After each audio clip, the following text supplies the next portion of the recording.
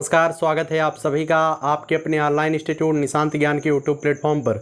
मैं नितिन उपाध्याय आप सभी का स्वागत करता हूं, अभिनंदन करता हूं आज के अपने इस वीडियो में। मित्रों, आज के वीडियो का टॉपिक है, हम लगातार जो है आपको ईवीएस की क्लासेस दे रहे हैं या यूपी टेट स्पेशल ईवीएस की क्लासेज हैं। मैंने जो है लगातार 31-32 क्लासेज आपको दिया है। मुझे भी पता है कि महासागर का पार्ट नंबर 2 छूट गया है, बहुत ही जल्द मैं उसको भी कंप्लीट करवा दूंगा। ठीक है, आज जो है इसके पिछला वाला क्लास में मैंने एनिमल्स के बारे में बताया था, आज पक्षियों के बारे में कुछ इंपॉर्टेंट जानकारी है जो आपको ले लेनी है और नोट्स ज़रूर बना लेने हैं। ठीक है, और सभी चीज़ें आप नोट्स ज़रूर बनाइएगा। और एक बात मैं कहना चाहूँगा, अगर आप यूपी डीएलएड सेकंड सेमेस्टर में हैं, निश्चित रूप से आप बेहतर करना चाहते हैं, तैयारी कर रहे हैं, तो हमारे नोट्स के साथ जो हमारा पीडीएफ नोट्स है आप उससे जुड़ सकते हैं। क्योंकि देखिए, जैसे मैं भी मानता हूं कि आप लोग डीएलएड के ही बच्चे हैं और अभी ईवीएस वगैरह पढ़ने में आपका मन नहीं लग रहा होगा। ठीक है, आप सेमेस्टर की तैयारी कर रहे होंगे, लेकिन फिर भी मैं ये वीडियो दे रहा हूं। मेरा घाटा हो रहा है, जानते हैं क्यों? क्योंकि व्यूज़ इस पर कम आते हैं। मुझे भी पता है, मैं डीएलएड का कुछ भी पढ़ाऊँगा तो उस पर बच्चे देखने आएंगे, लेकिन मैं क्यों नहीं पढ़ाता हूँ उसका रीज़न आपको बता दूँ। इस वजह से नहीं पढ़ाता हूँ क्योंकि मैं मानता हूँ कि जो चीज़ें आपको पीडीएफ के माध्यम से, बुक के माध्यम से आप स्वयं पढ़ सकते हैं, उसे आप मेरे फ़ायदे के लिए आपको मैं मूर्ख बनाऊं, ऐसा मेरा कभी कोई उद्देश्य नहीं रहा। एक यूट्यूबर होकर के ऐसी बातें बोलना, मैं शिक्षक तो हूं, लेकिन उसके साथ साथ मैं एक यूट्यूबर हूं, एक बिजनेसमैन भी हूं, ऑनलाइन मार्केटिंग भी करता हूं। लेकिन जब भी इस प्लेटफॉर्म पे होता हूं, छात्र हित की बातें हमारे दिमाग से निकलती हैं, हमारे मुख से प्रस्फुटित होती हैं। कभी भी मैं आपके अहित की बात नहीं कर सकता हूं। मैं मानता हूं कि आप जितनी चीज़ें स्वयं से कर सकते हैं, स्वाध्याय से कर सकते हैं। सामाजिक विज्ञान का नोट्स हमारे पास तैयार है, बेहतरीन तरीके से पूरा नोट्स मैंने पीडीएफ दे दिया है टेलीग्राम पे। जो मैंने जो चैनल लॉन्च किया है, टेलीग्राम चैनल, उस पर दे दिया है। अब मुझे पता है कि अगर मैं प्रतिदिन 2-3 पेज का पीडीएफ पढ़ाऊँ ना, तो कम से कम 15-16 वीडियो बनेगा। ठीक है, और 15-16 वीडियो हज़ारों बच्चे देखने वाले होंगे। मैं पीडीएफ से भी, ऑनलाइन मार्केटिंग से भी, वहाँ से भी अर्निंग करूँगा और यहाँ से भी अर्निंग करूँगा। लेकिन मेरा कदापि और किसी भी कीमत पर ऐसा उद्देश्य, और माता सरस्वती से मैं कामना करता हूँ कि मेरे दिमाग में ऐसी गोबर जैसी बातें न भरी जाएँ। ठीक है, क्योंकि मैं चाहता हूं कि आपका हित हो। आप अगर चाहते हैं उन चीज़ों को बेहतरीन तरीके से पढ़ने के लिए, तो आप डिस्क्रिप्शन बॉक्स में लिंक दिया गया है, आप उस लिंक पर क्लिक करिए। लिंक पर क्लिक करते ही आप जो है चैनल को ज्वाइन कर सकते हैं।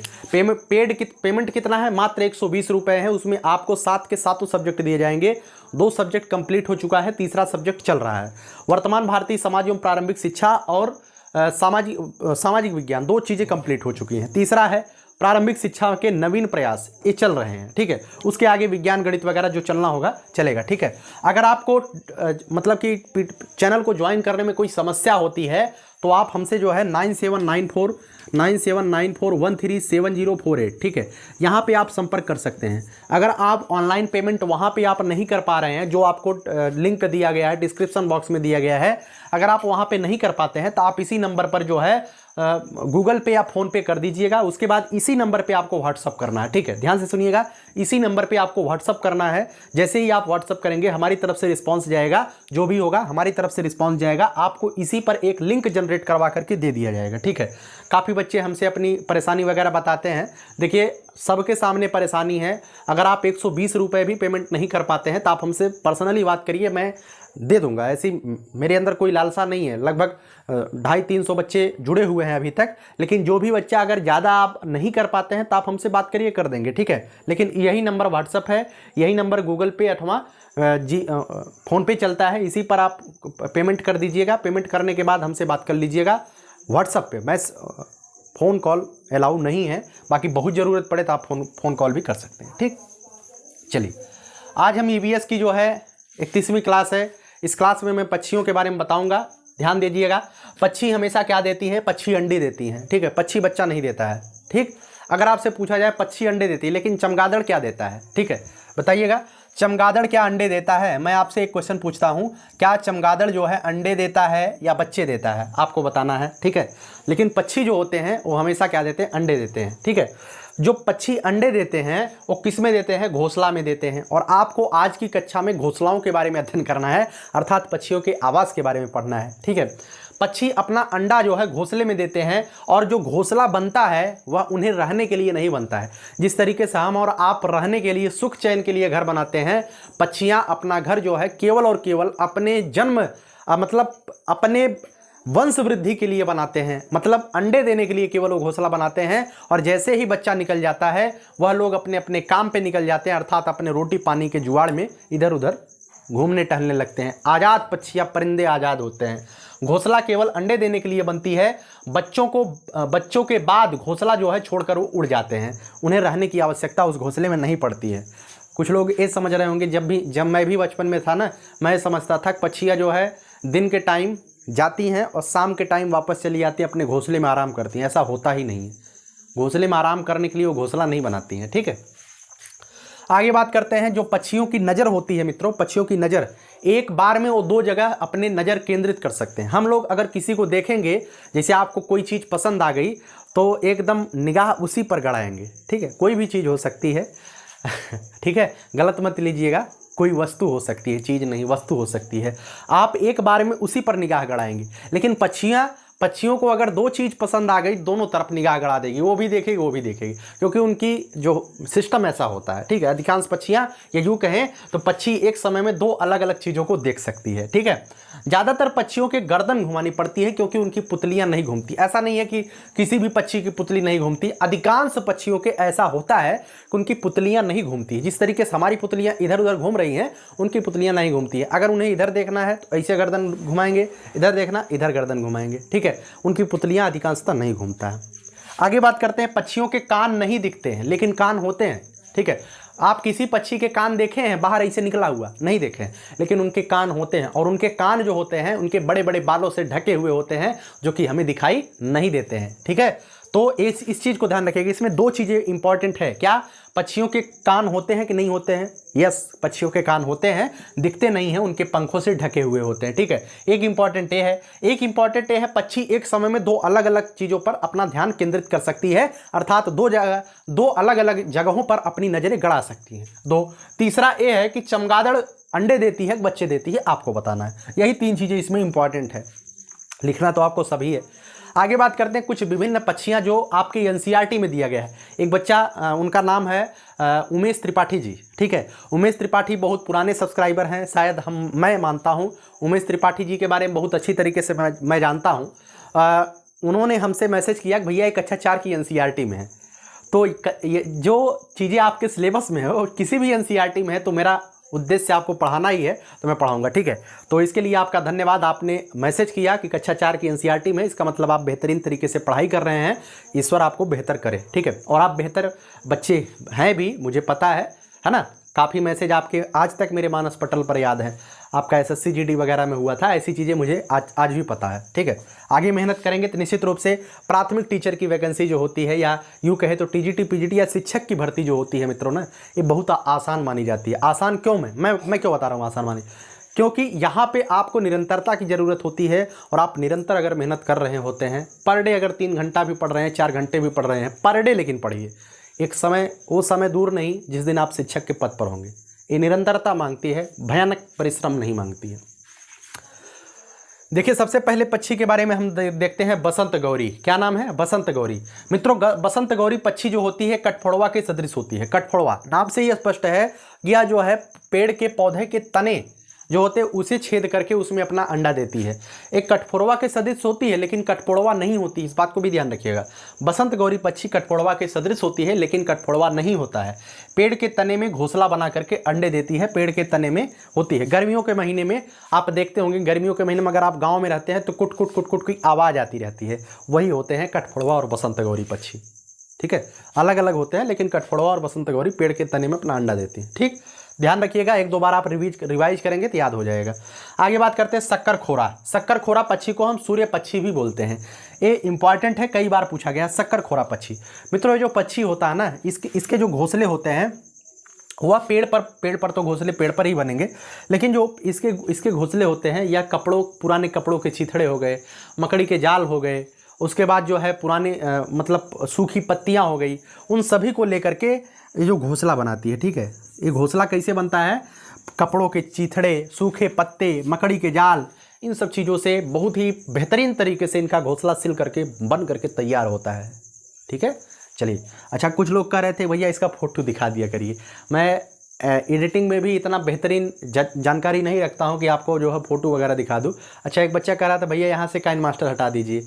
मैं जो काइन मास्टर पहले अपलोड किया था वो इस समय जो है पता नहीं क्यों पैसा मांग रहा है काइन मास्टर वाला। ठीक है, तो मैं अभी अगर किसी को पता है कि कैसे काइन मास्टर वहाँ से हट सकता है बिना पैसा के तो बताइएगा। ठीक है, कमेंट बॉक्स में। और आपको अगर बताना हो तो आप जो है 97 जो जानकार हो वही करिएगा, 9794137048 यहाँ पे आप हमसे बता सकते हैं यहाँ पे। ठीक है, मैसेज करिएगा कि सर काइन मास्टर कैसे हटेगा, हम आपका ज़रूर सुनेंगे, क्योंकि हमें भी काम है भैया, हट नहीं पा रहा है, मुझसे हट ही नहीं रहा है। ठीक, आगे बात करते हैं दर्जन चिड़िया। मित्रों, दर्जन चिड़िया की चोंच जो है नुकीली होती है। क्या होती है? चोंच। इसकी जो चोंच होती है, इसकी चोंच जो है नुकीली होती है, और नुकीली चोंच से बड़े बड़े जो पत्तियां होती हैं, इसी पत्ती, यहाँ बाहरी कोई पत्ती नहीं लाता है, वही पत्ती जो है सिल करके एक घोंसला तैयार कर देती है। ठीक है, ये होती है दर्जन चिड़िया। उसके बाद बात करते हैं मित्रों नरवीवर पक्षी। क्या है नरवीवर पक्षी? इसमें तो भाई बहुत विपत्ति है नरवीवर पक्षी को। मित्रों, नरवीवर पक्षी जो है घोंसला बनाता है, एक घोंसला नहीं बनाएगा, इसकी एक पत्नी रहेगी। ठीक है, मतलब मादा वीवर पक्षी एक रहेगी, नरवीवर पक्षी भी एक रहेगा। भाई एक दूल्हा एक दुल्हन से ही शादी वगैरह होती है। नरवीवर का काम क्या होगा? नरवीवर जो है एक घोंसला नहीं बनाएगा, कम से कम 4-5 घोंसला बनाएगा। तब मादा वीवर ऐसे टाइट होकर के आकर के देखेगी कौन सा घोंसला सही है, ये गड़बड़ है इसको फेंको, वो गड़बड़ है इसको फेंको, ये सही है। नर वीवर पक्षी घोंसला बनाता है, मादा वीवर पक्षी उसमें से एक सिलेक्ट करती है, तब उसमें अंडे देती है। ठीक है, ऐसी विडंबनाएं आज शायद इस कलयुग में आ रही हैं धीरे धीरे। इसी वजह से कहता हूं बेहतरीन तरीके से पढ़ाई करिए। बिना रोजगार के और बिना बेहतरीन पैसे के बहुत सारे समस्याएं आपको मतलब कि वैवाहिक जीवन के दौरान आने वाली है, अगर आप जो है रोजगार से पूरी तरीके से सुसज्जित नहीं रहेंगे। ठीक है, अर्थात रोजगार का मतलब पैसा वगैरह कमाए। नर अपना घोंसला बनाता है, लेकिन मादा उसमें से एक पसंद करती है कि उसमें किसमें अंडे दे रहा है, ये नरवीवर पक्षी करती है। ठीक, आगे बात करते हैं मित्रों फाख्ता पक्षी के बारे में। मित्रों, जो फाख्ता पक्षी होती है यह जो है कैक्टस कांटा, आप मेहंदी का पेड़ देखे हैं? मेहंदी का पेड़, मेहंदी के पेड़ में कांटा होता है? नहीं होता है मेहंदी के पेड़ में कांटा। तो छोड़िए, कैक्टस जो होता है, जो कांटों वाले पेड़ होते हैं, जितने कांटों वाले पेड़ होते हैं ना, उसी में घोंसला बनाती है फाख्ता पक्षी। ठीक है, फाख्ता पक्षी कांटों वाले पेड़ों में घोंसला बनाती है, उसमें अपने अंडे देती है। ठीक, आगे बात करते हैं मित्रों उल्लू। उल्लू जो होता है, हमने बचपन से ही देखा है कि उल्लू जो है रात्रि में दिखाई देता है। उल्लू को मैंने पहले वीडियो में आपको बताया था, जितने भी पशु पक्षियों को रात में दिखाई देता है वो कितने कलर देखते हैं? मात्र 2 कलर, एक कलर सफ़ेद एक काला, इसके अतिरिक्त तो रात में नहीं देख पाते हैं। लेकिन जो उल्लू होता है इसे रात्र में बेहतरीन दिखाई देता है, लेकिन इसे भी काला सफ़ेद ब्लैक एंड व्हाइट में ही दिखाई देता है। ऐसा नहीं कि आप पीला, हम पीला पहन के गए हैं तो हमारा पीला देख करके मगन हो जाएगा, ऐसा कुछ नहीं है। इसे केवल हम ब्लैक दिखाई देंगे, व्हाइट दिखाई देंगे, बस। रात्रि में दिखाई देता है, गर्दन पीछे तक घुमा सकता। सबसे बड़ी बात उल्लू की खास बात यह है कि गर्दन जो है 360 डिग्री ऐसे मार देता है सनाक से। ठीक है, अगर उसे पीछे देखना होगा इसी तरीके सीधा गर्दन पीछे कर लेगा, पीछे देख लेगा। आप एक बार करके देखिए, पीछे गर्दन जाता है, टूट जाएगा, करिएगा मत। ठीक है, रात्रि में दिखाई देता है, गर्दन पीछे तक घुमा सकता है 360 डिग्री तक। आगे बात करते हैं मित्रों मैना के बारे में। इसका घोंसला वगैरह के बारे में ध्यान रखिएगा, यह भी घोंसला वगैरह पतन बनाता है कि नहीं बनाता है, इतनी जानकारी आपको देनी है। ठीक है, मैना के बारे में बात करें, भाई बिना घोंसला का बच्चा थोड़ी देगा, बनाएगा जरूर। मैना की बात करते हैं। मैना की ये एक इंपॉर्टेंट बात है, यह अपना गर्दन जो है, सब गर्दन ऐसे मोड़ लेते हैं ना, लेकिन मैना का गर्दन जो है खास करके एकदम स्थिर होता है। इसे गर्दन मोड़ना पड़ता है तो खटाक से झटका मारेगा, ये बिना झटका मारे गर्दन मोड़ नहीं पाएगा। एक तरीके से बड़ी मेहनत के साथ गर्दन मोड़ता, फिर इधर से इधर देखना पड़ेगा, इधर से इधर ऐसे करेगा। झटके से अपना गर्दन मोड़ने वाला कौन होता है? मैना होता है। ठीक है, आगे बात करते हैं मित्रों कलचिड़ी पक्षी। इंपॉर्टेंट है कलचिड़ी पक्षी, पत्थरों के बीच घोंसला बनाती है। पत्थरों के बीच घोंसला बनाने वाली पक्षी कौन सी है? कलचिड़ी। अब पत्थरों के बीच, पत्थरों में नहीं घोंसला बनाती है, पत्थर को फोड़ करके घोंसला बनाते नहीं। ऐसे पेड़ जो पत्थरों पर उगते हैं, पत्थरों के आसपास होते हैं, और पेड़ के जो सबसे कमजोर टहनी होती है, ठीक है, कलचिड़ी पक्षी जो करती है, ये पेड़ की सबसे कमजोर टहनी, ठीक है, कमजोर टहनी ऐसे लटक लुटक करके किसी पत्थर के पास जाकर के इसे लटकी रहेगी ना, उसी में जाकर के कलचिड़ी वहीं अपना घोंसला बना करके अंडा देती है। ठीक है, तो कलचिड़ी पक्षी जो है पत्थरों के बीच पेड़ की सबसे कमजोर टहनी पर अपना घोंसला बनाती है। यही होता है हौसला। ठीक है। कमज़ोर पर भी हौसला होता है कि नहीं कुछ नहीं होने वाला। और होता कैसे नहीं है, क्योंकि इनका जो टहनी तो किस पर गई है, टहनी तो पत्थर पे गई है ना, वो इधर उधर थोड़ी जाएगी, लपेगी तो उसी पर रुके रहेगी। ठीक है, चलिए थोड़ा सा इनके पास भी कुछ वैज्ञानिक दिमाग वगैरह होता होगा। कौवा, मित्रों कौवा के बारे में इंपॉर्टेंट फैक्ट ध्यान रखिएगा। मित्रों जो कौवा होता है पेड़ की ऊंची डाल पर अपना घोंसला बनाता है, और इसके जो घोंसला होते हैं इसमें क्या क्या पाए जाते हैं, इसमें जो है तार वगैरह, जो आपके लोहे का तार होता है ना, वो सब इसके घोंसले में मिलते हैं। तार मिलता है, और उसके बाद मतलब ऐसा असलहा मिलेगा ना कि जो आप सोच ही नहीं सकते।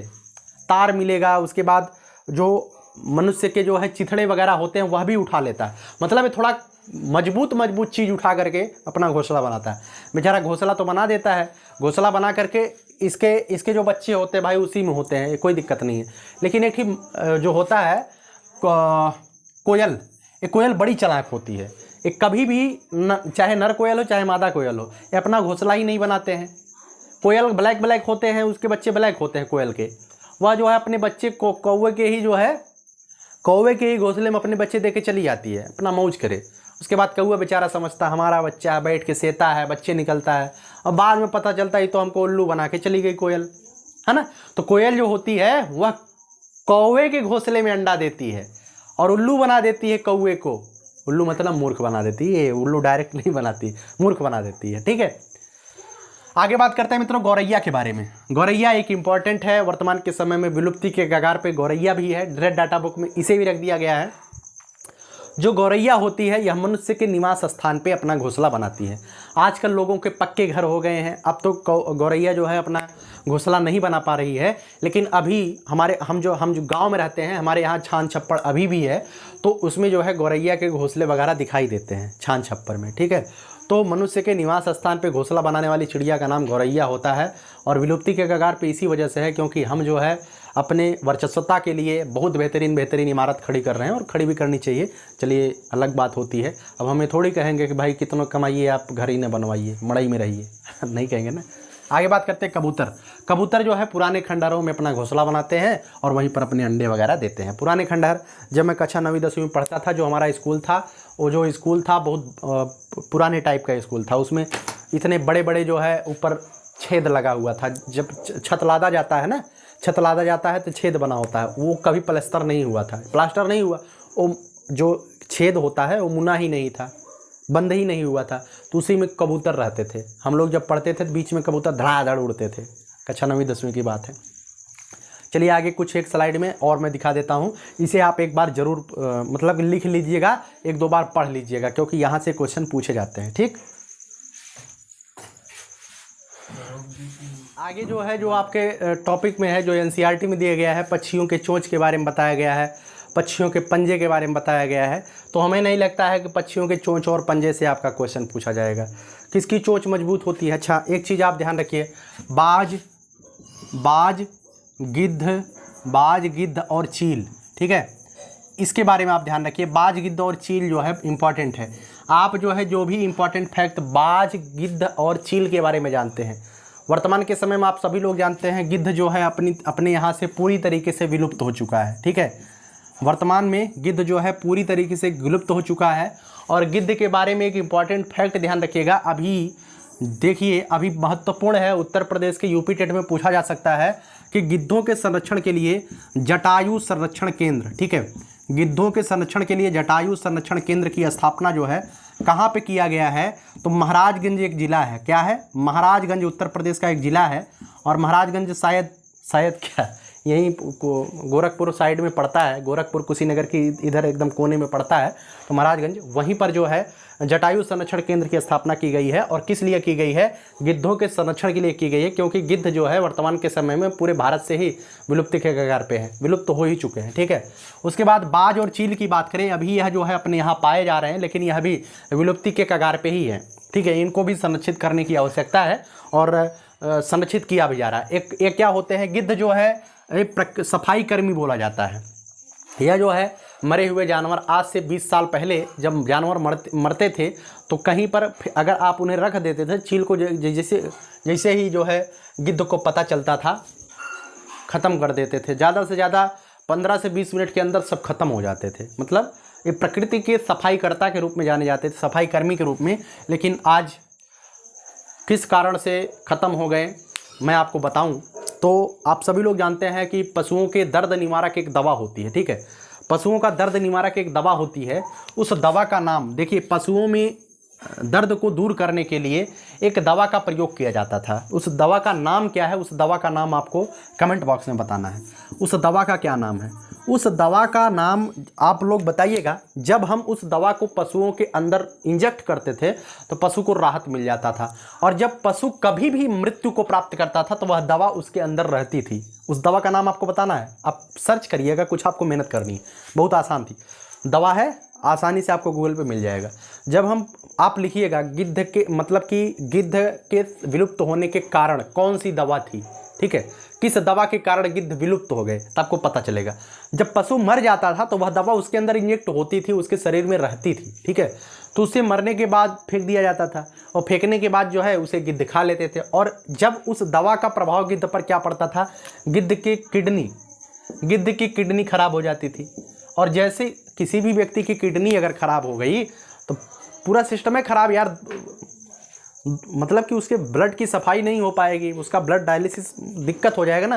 किडनी खत्म मानो शरीर खत्म हो जाती थी। गिद्ध वगैरह की किडनी खत्म होती गई, मरते गए, लगातार मर रहे थे, ठीक है। जब बाद में पता चला तो उस दवा पे जो है बैन लगा दिया गया, जो दवा किस पशुओं को जो है दर्द निवारक के रूप में इस्तेमाल किया जाता था। उस दवा का नाम आपको कमेंट बॉक्स में बताना है। इतनी ही इंपॉर्टेंट जानकारी बाज, गिद्ध और चील के बारे में लेनी है। यह जो है हमसे जो है 4 गुना दूरी पर, मतलब 4 गुना ज़्यादा देख लेते हैं, ठीक है, हमसे 4 गुना ज़्यादा ये देखते हैं। और बात करें चील के बारे में, चील जो है बहुत ऊंचाई पर उड़ता है, चील, बाज, गिद्ध सभी ऊंचाई पर उड़ते हैं, लेकिन चील की नज़र इतनी तेज़ होती है कि 2 किलोमीटर ऊपर भी अगर है तो वह नीचे कोई चीज़ अगर पड़ी हुई है तो वह बहुत आसानी से देख सकता है, 2 किलोमीटर ऊपर से भी। लेकिन हम लोग अब भाई 500 मीटर ऊपर चले जाएँ तो नीचे कुछ नहीं दिखाई देगा, इतने बड़े बड़े आदमी दिखाई देंगे और समझ में नहीं आएगा कहाँ क्या है, ठीक है। चलिए इस वीडियो को यहीं तक रखते हैं। बताइएगा वीडियो कैसी लगी, और अगर आप डीएलएड सेकंड सेमेस्टर के हैं तो नोट्स आप जरूर लीजिएगा। आपके हित के लिए मैं काम कर रहा हूं और निश्चित रूप से ये काम अनवरत और निरंतर जारी रहेगा। इस वीडियो को यहीं तक रखते हैं। कमेंट बॉक्स में ज़रूर बताइए कैसी लगी वीडियो।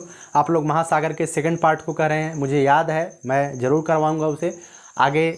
जब मैं ईवीएस शुरू किया हूँ तो ख़त्म भी मैं ही करूँगा, ठीक है। कैसी लगी वीडियो कमेंट बॉक्स में ज़रूर बताइएगा। और अंत में अपनी लाइन बोल करके वीडियो को समाप्त करूँगा। यही जज्बा रहा तो मुश्किलों का हल भी निकलेगा, जमी बंजर हुई तो क्या वहीं से जल भी निकलेगा। न हो मायूस न घबरा इस अंधेरे से मेरे साथी, इन्हीं रातों के दामन से सुनहरा कल भी निकलेगा। लगातार प्रयास करिए बेहतर करने के लिए, और अगर आप आज बेहतर करने का प्रयास कर रहे हैं तो भगवान के घर देर है लेकिन अंधेर नहीं। निश्चित रूप से एक दिन सफलता का सूर्योदय आपके घर पर भी चमकता हुआ दिखाई देगा, और आपके माता पिता के सीने भी फख्र से ऊँचे हो जाएंगे, ठीक है। चलिए, बहुत बहुत धन्यवाद। जय हिंद।